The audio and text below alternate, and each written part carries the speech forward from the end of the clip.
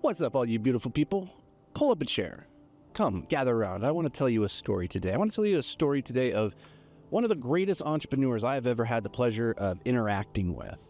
It's a story of greatness, of a great man being torn down by internet trolls. And what we can learn from this, the lesson we can take and apply to our own personal life. See, I think one of the things that we often have is a misconception in the mind of what does it take to go start a business, to be an entrepreneur. I think the thing that stops a lot of people from ever even taking that step is the belief that they have to have it all figured out, or that they have to have even a little bit of it kind of figured out. And the fact that they know practically nothing, or at least they know enough to know just how little they know in the grand scheme, well, it ends up turning off a lot of really brilliant people. They get inside their own head and they can see all the reasons why, of course, this thing shouldn't work, and they talk themselves out of doing it. The thing, though, is that the people we look up to, as I've said on this podcast countless times before, the people we look up to are only there because they're standing atop a larger pile of failures than we are. They didn't know what they were doing in 99% of cases. They were just too stupid to quit. So they went after this thing that they thought they could do, and they figured it out along the way. And I want to tell you the story of a guy named Brett Adcock. Brilliant entrepreneur. This guy, I can't even remember exactly all the things that he's done, but he started off and he bootstrapped the software company and then sold it for, tens of millions of dollars. Then he went and he bootstrapped, pretty much took all the money that he got from that exit, took all the money, poured into his next venture, which was this wild concept of flying cars called archery. Well, he ended up taking that company public, I think, for $2 billion just a few years later. Flying cars, $2 billion. Wild stuff. Anyway, he takes all the profits, all the proceeds from that, which is, tens of millions. I think he must have taken probably like 50 million from that exit alone. He takes it all and he makes a massive bet on his next project. And it's the project that he's building right now. It's a company called Figure. Now, Figure is really interesting. It's all about humanoid robots. So think of iRobot, right? Those robots that look like humans. They can go around, they can move, they have actuating joints for hands, they can pick things up, they can move things. And the thing is, there is a $1 trillion workforce industry to be disrupted if you can find a way to get these humanoid robots into manufacturing plants, right? Into distribution centers to do the work that humans don't really want to be doing anyway.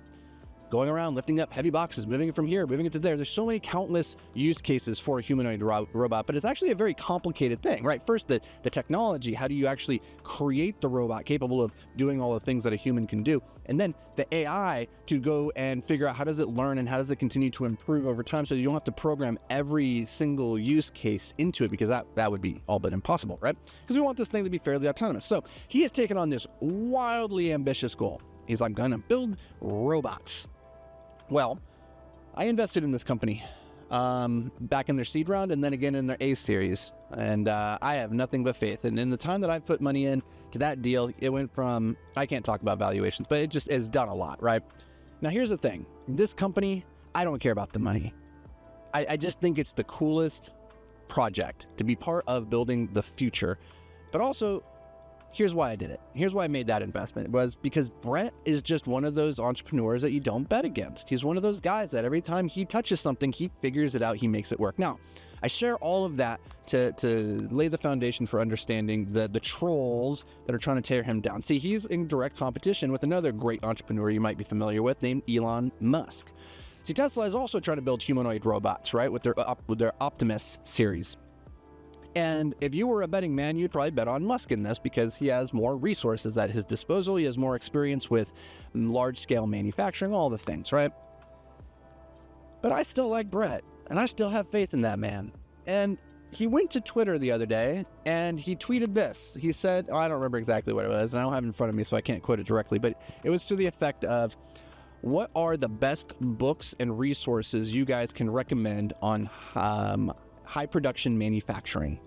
Now, up to this point, they've spent the last 2 years building the robot, building the joints, building the actuators, building the software, the infrastructure, all of that stuff, right? Now they're getting to the point where they need to start producing this thing at scale. And the truth is, manufacturing is the hard part.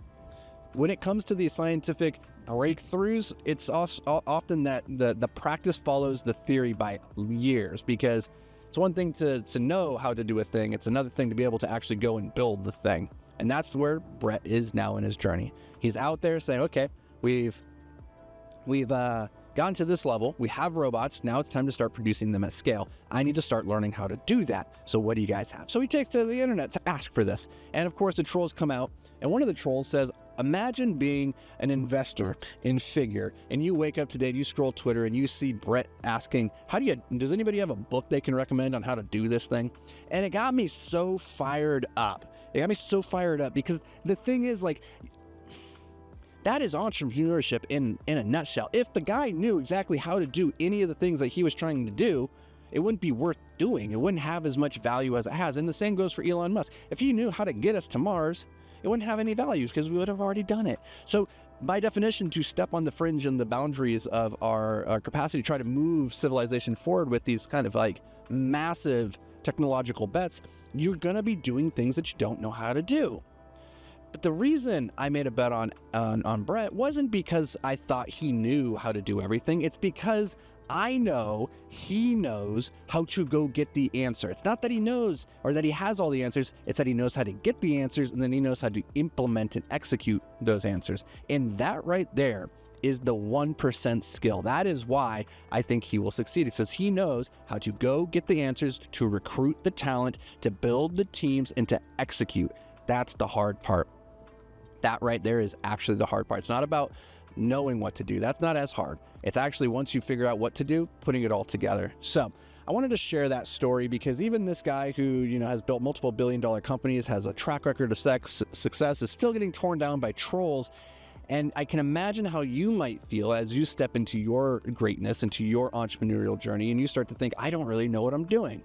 I had this one skill, this core capacity, but now as I'm growing a business, it's constantly revealing all the ways and places that I, as an individual, am weak and insufficient, and I need to level up and continue growing and expanding, and I just don't know what I'm doing. And I'm sharing this with you to let you know that you, my friend, are not alone.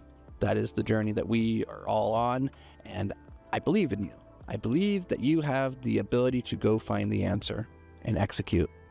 So keep your head up, don't listen to the trolls, and go change the world. Let's see you in the next episode.